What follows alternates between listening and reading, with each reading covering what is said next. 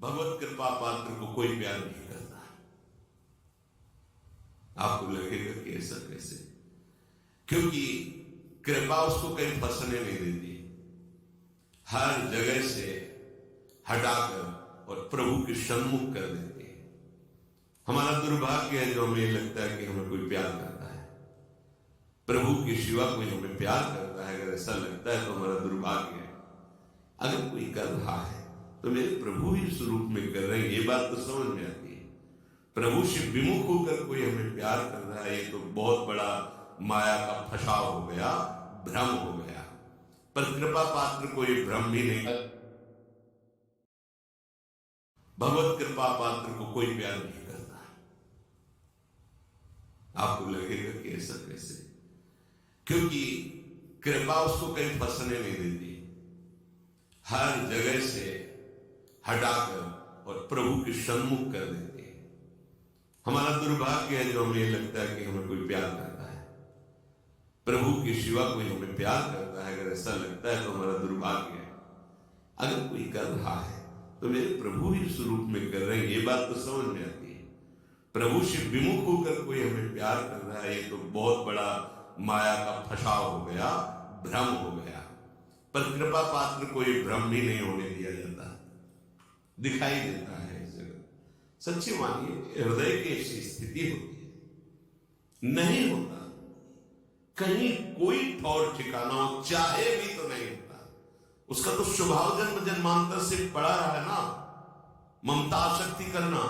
कोई एक बार प्रेम से बोल दे तो उसका मन कहने लगता है ये मेरा है, ये मुझे चाहता है, ये मुझे मेरा अपना है।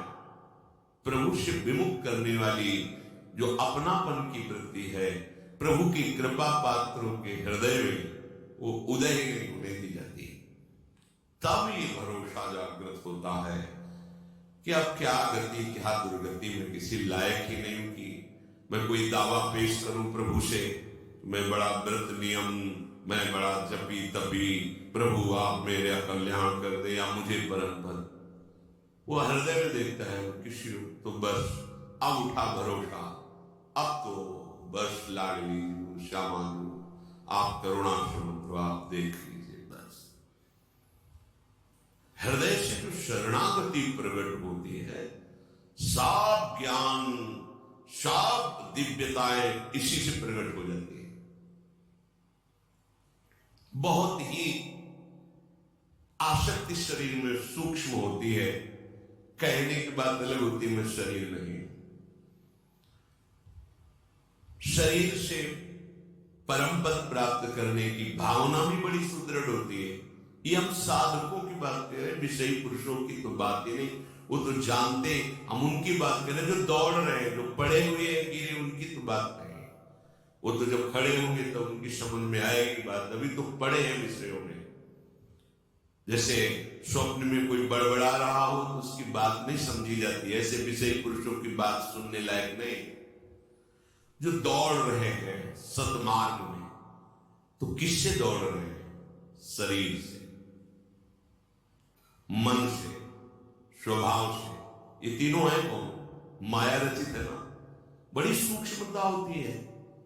हम इन्हीं तीनों से माया मुक्त होना चाहते हैं, इन्हीं तीनों को पकड़ के सूक्ष्मता से देख लो आप। तर्क की कोई बात नहीं इसमें। अगर हम परमार्थ पे चल रहे हैं तो इन्हीं तीनों का आश्रय होता है। अंदर से देखना, यहां की बात कह रहा हूं, छाती की बात। शरीर स्वस्थ रहे, मन निर्विकार होकर प्रभु में लगे, हमारा स्वभाव बन जाए कि हम सदैव सत चिंतन करें। ये कोई गलत बात नहीं है, ये आकांक्षा ठीक है, पर आश्रय किसका है? अब इसी बात से पूरा जीवन पीछे का जो संन्यास, अब उस पर प्रहार हो गया। शरीर भारी अस्वस्थ, भयानक पीड़ा, रोग। अरे कैसे आपको पता है? गंगा किनारे की भोली बुद्धि हमें बता रही है बहुत दर्द हो रहा है, बहुत परेशानी। रोटी मांगने गए ब्रजवासी ने कहा बाबा उदास काहे को है?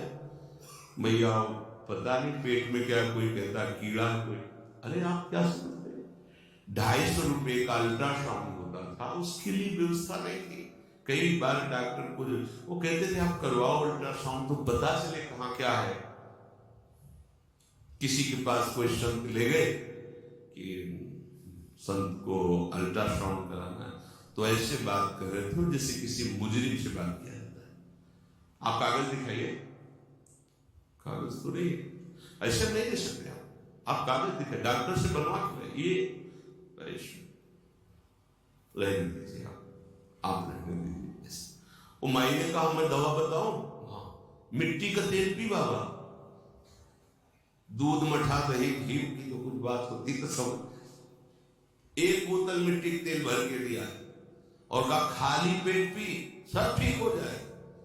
मिट्टी का तेल, किडनी खराब, पता तो था लेगा और भीषण दर्द। एक था संयम से चलो, साधन में रहो, किसका, इसी माइक शरीर का, इसी अंतःकरण का, इसी स्वभाव का। ये बंधन है, मुझे पता नहीं चल पाया। बड़ी सूक्ष्म विषय, अगर उपासक हो तो हमारी बात समझोगे। साधन चल रहा है, भगवत मार्ग में चल रहा है, आश्रमों पे पूर्वाभ्यास सब साधन बिल्कुल ठीक, तो सुख किसका मिल रहा है, साधन का। भरोसा किसका है, जिससे साधन बन रहा है, किससे, शरीर से, अंतःकरण से, स्वभाव से। आश्रय किसका है, साधन, साधन से वो परम पद मिलेगा। समझ में, बिल्कुल यही था, यही था जितेंद्रिय ऐसे। अब मारा तीर जो हमने आश्रय लिया था हो गया। जब पता चला किडनी फेल, क्या होता है, मर जाता है आदमी, बिल्कुल पता है किडनी कौन सा अंग, हमें क्या पता, मर जाता है। कब, कभी नहीं। अच्छा, अब लगा कि ये भी गया, जिसके भरोसे से साधन चल रहा वो शरीर गया। अब मन शरीर के, अब इस समय पाठ, इस समय आचरण, इस समय